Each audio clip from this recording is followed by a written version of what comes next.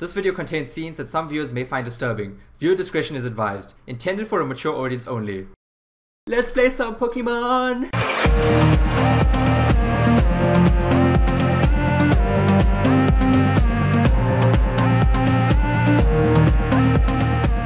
What is going on, guys, and welcome to another Pokemon X and Y Wi-Fi battle. This time we have an OU match against Danijel, and before we get into it, guys, I was not able to upload yesterday, and that's because I thought it was a problem on my side, but just by judging by Twitter and everybody else's responses, I think it was a worldwide problem by Nintendo. I think their servers were down, I don't know, but anyways, that's kind of the risk that I run with the setup that I have in terms of recording, because what I do is I go day by day, I record a game, and then I upload it if it's good, you know. That's kind of the setup that I have, and there's a huge risk with that, because if I'm not able to get up a game like yesterday, then I'm not going to be able to upload anything, which sucks. So the ideal situation would be for me to obviously on the weekends like kind of do bulk battles, and then that will obviously let me have my kind of schedule set out for the week. That would be the perfect situation. So what I might do is obviously maybe on the weekends, or maybe once my channel gets big enough, then I will start streaming. That will be definitely a much easier way for me to get battles. But anyways, guys, question of the video. So I'm sure by now you must have heard about the Ebola virus. If you haven't, then please read the newspapers and just take notice of what's going on in the world.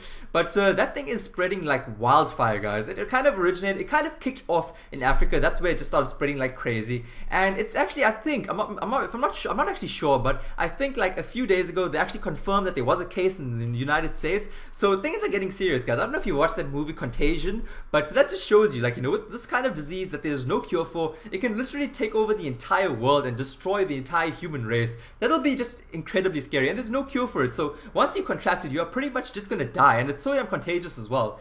So guys, do you think that the World Health Organization is doing enough? Do you think they are setting up enough controls to prevent this disease from spreading? I mean, I don't think they have, but I think once they found out that it has spread to America, once they found out that there has been a confirmed case in America, I think that the WHO, they're gonna start taking more of an aggressive stance on this issue. So I don't know, guys. I mean, just by looking at like the Earth in general, and I was actually looking at this fact somewhere on the internet, but the lifespan of the Earth, if it can be put down, if it can be scaled down to one hour, then we as humans have only inhabited the Earth for 7 seconds of that 1 hour. How insane is that? Like, you know, we are, relatively speaking, such a minute portion to this Earth's life cycle. So, you know, there's gonna come a point where we actually just vanish, you know. I mean, I think there's gonna come a point where the human species actually just gets extinct. That'll just be crazy. I think that's gonna be a reality at some point in time soon. Like with this kind of disease, there's no cure for it. But anyways, guys, let's get to this battle.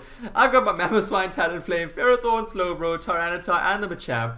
He's got the Florges, the Milotic. I kind of do out-tier him here, but Greninja, Malamar, Vivillon, and a Talonflame as well. So I do kind of out-tier him a bit, but you know what, the Malamar and Vivillon, they are huge threats. They can actually sweep a lot of OU teams. So I'm not actually too worried about that, because a priority for me in this game is definitely to get up my Stealth Rock. So I'm happy, because that's going to cripple quite a lot of his Pokemon, especially the Vivillon.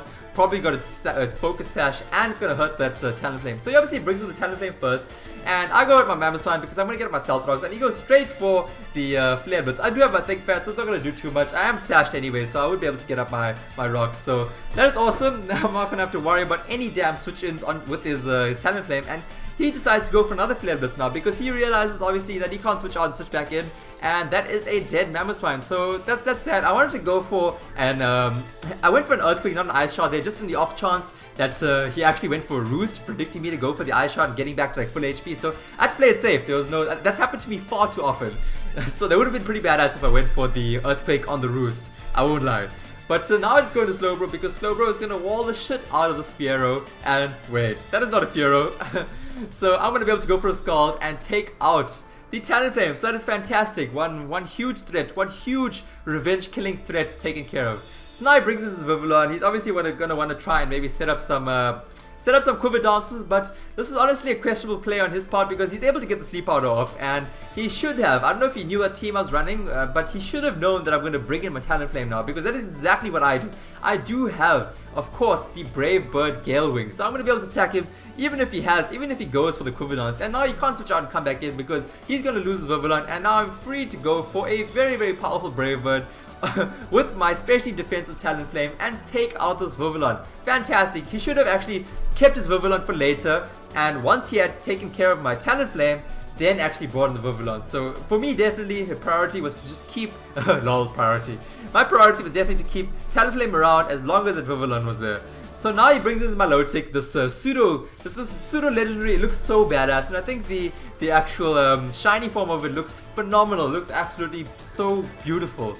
So I go into Machamp because I do have the Assault Vest, so I'm not going to be able to take any special attack from this thing. So he's insisting to go for the Scald, and I'm like, whew, no burn, no burn. Fantastic. Please, no burn. I do have a Thunder Punch, so I'm going to be able to hit this thing pretty hard. Perfect, no burn, no burn. I'm going to be able to knock this thing, and it looks like it might be a 2-hit KO depending on the damage roll, so I'm perfectly fine with this. I'm going to stay in and keep going for the Thunder Punch, and then eventually there's going to be some point at which I take this thing out, as long as he doesn't get the burn, and he does it 3 times, and he does not get the burn. So it is bound to happen right now. I mean, it is coming right now. Machamp is going to get burned. Machamp is hot right now, and he actually goes for the rest. So I'm like, oh, that's actually a pretty awesome set. So you must have the Marvel Scale ability, you know, it boosts your defense by 50% when you're inflicted with the status. That is a pretty awesome set to run with the Milotic. I am definitely going to be looking at one of those. So he obviously has maybe the Sleep Talk and Scald, and you will see that he actually he is taking his snooze right now. I'm like, what the hell, you know? I want to keep on going for the Thunder Punch, and he actually has a Sleep Talk, and he actually gets the Scald. So that's just sad. I'm like, please no burn. Yes, no burn, no burn. Like, that's like for the 5th Scald right now, and there is no burn whatsoever. So I'm like feeling pretty awesome right now. So with that defense boost, it looks like it might be like a 4-hit KO. I don't know, but either way, I'm gonna stay in, and there is eventually a time where I'm going to get a crit, and I'm going to be able to take this thing out. So he actually gets the Ice Beam now. I'm like, okay, that's fine, it's not going to take me out. And what do you know, I get frozen. So shit, man, I guess that was coming, that was coming. But I was like, Machamp, please thaw out right now. Just punch that thing one more time in the neck. Just, I mean, like, its whole body is its neck. And of course not, he wakes up and goes for the Scald and takes some of Machamp. So that was just very, very sad. But now I'm going to be able to show off my newest addition, which is the Ferrothorn, the one Pokemon that I hate the most when it's on my opponent's side of the field. And he switches out now. He's obviously predicting maybe some rocks or lead seed or something of that form, some kind of like support role Ferrothorn. But I'm going to go straight for the Power Whip. Choice Banded. Grrr. Power Whip, and he brings in his Malamar, and he just wiggles his arms up and down, and he goes BAM for the superpower, and that is not going to take me out. And unfortunately for him, he's gonna go down to the Iron Bomb. So that was just I'm sure that took him by surprise. So fantastic work there. I mean, running an offensive Metagross Ferrothorn, that is fabulous. I'm actually digging Ferrothorn right now. So now he brings in the Milotic again, just to try and get that burn on me, but that does not happen. It does not, and I'm going to be able to take out that Milotic, another huge threat. So my Ferrothorn is putting in so much of work this game, guys. I definitely prefer the offensive than the supportive role. So now he brings in his Greninja, and he is going to be able to take me out with the Dark Pulse. He didn't want to bring it in earlier because he did not want to risk not taking it out and losing his Greninja, because Greninja is definitely going to be a lot more useful to him than the Milotic. So, you know what, I'm happy. Ferrothorn put in a lot of good work. They took out two very, very big threats, especially that bulky Milotic and the damn, Calamari, that Malamar. So now he brings, now I'll bring in my Tyranitar, and I Mega Evolve, and I go straight for the D-Dance, and that is going to let me be able to outspeed his Greninja on the next turn, and he's not going to be able to one-shot me unless he gets like a massive crit. And that Grass Knot does a lot of damage to me because Tyranitar is heavy as hell, guys. He is so damn heavy. Just look at those things. He is made of stone. Hard ass stone. So I'm gonna be able to clean up now with a Crunch. I didn't want to go for a Stone Age because I felt that I would miss, and I was pretty confident that a Crunch would take it out. I mean, he wasn't a Dark type anymore, so I didn't have to worry about the resistance. So now he brings in his Florges, and I'm like, holy shit, Quick Claw, what the fuck? And thankfully I have enough EVs invested in HP, which is gonna let me survive, and I'm gonna be able to take him out with the Stone Edge, which is fantastic.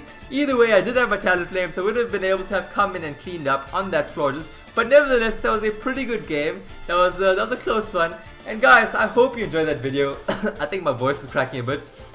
But quick announcement, if you're still listening right now, please, there must be somebody. I am hunting far and wide right now for a demo code for Auras. If any of you guys have a spare code for that, please let me know if you want to give it to me, because I would definitely like to upload that. Sharing is caring, guys. I don't know, I mean, I would definitely like to upload that to the channel once it becomes available. I mean, that would be awesome to share with all of you guys, and please let me know if you do have it. That'll be fantastic. Anyways, guys, I hope you enjoyed the video. If you did, please be sure to answer that question on the video down below. I mean, it wasn't really much of a question. It was me just discussing Ebola, but just let me know what you think about that. This is definitely just going to be a room for discussion right now. I definitely want to read your responses and what your thoughts are on the disease. But guys, have an awesome one, and I'll catch you all in the next video. Bye bye.